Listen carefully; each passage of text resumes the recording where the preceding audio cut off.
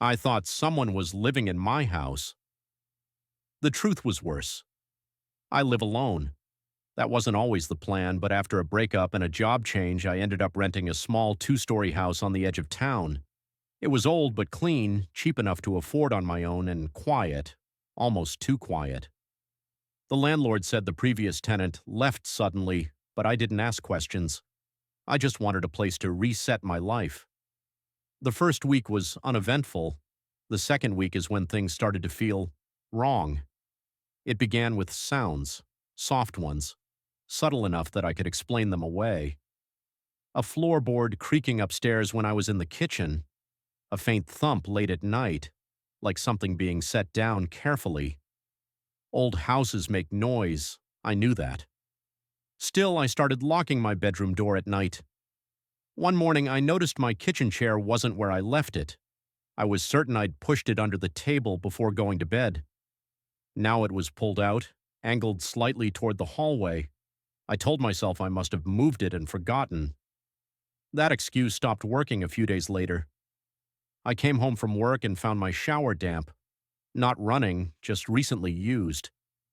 The mirror was fogged around the edges, and there was a single footprint on the bath mat. I stood there staring at it, heart pounding, convincing myself it was mine. It wasn't. The footprint was too large. I called a friend, half joking, half panicked, and told him I thought my house was haunted. He laughed and told me to get a carbon monoxide detector and stop watching horror videos at night. I bought the detector anyway, nothing unusual.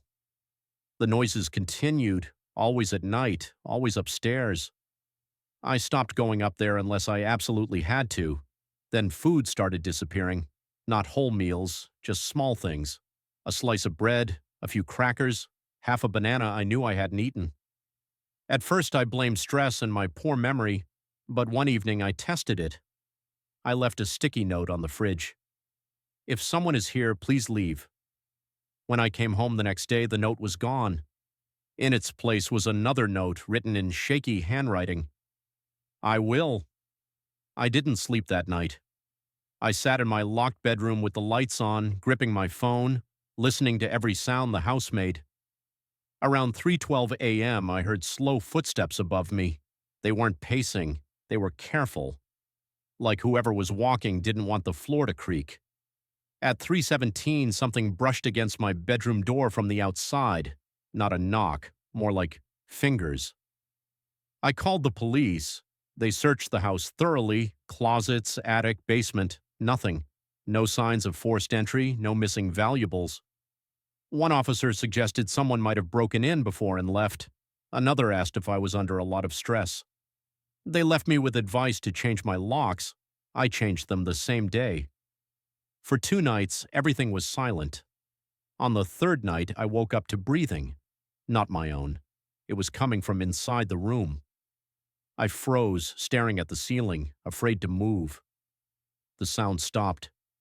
Then I heard whispering.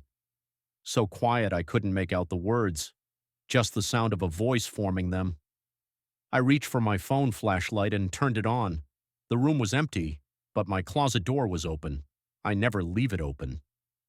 I started sleeping with my phone recording audio at night. The first few recordings were just static and house noises. On the fourth night, I caught something. At exactly 3:18 a.m., a voice whispered clearly into the microphone, "You're not supposed to hear me yet." I moved out the next morning. I packed what I could and stayed at a motel across town.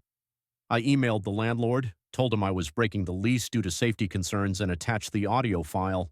He never replied. A week later, curiosity got the better of me. I went back to the house in daylight, telling myself I just needed closure. I brought a friend with me. We walked through every room together. Everything looked normal, until we checked the attic. Behind a stack of insulation, we found a small crawl space I hadn't known existed. Inside were blankets, food wrappers, empty water bottles. Someone had been living there, watching. Then we found the notebook. It was filled with dates and times, notes written in cramped handwriting. "Too loud tonight?" He almost noticed the chair. Left the note too early. My name appeared several times. On the last page was the most recent entry. He's leaving. That wasn't supposed to happen. I don't know where to go now. I called the police again. This time they found fingerprints, not just mine. The landlord was arrested 2 days later. Apparently he'd been doing this for years, installing crawl spaces, renting to single tenants, watching them until they left. But here's the part that still keeps me awake. When they arrested him, he was living alone, no roommates, no family. Yet when they searched his apartment, they found a notebook identity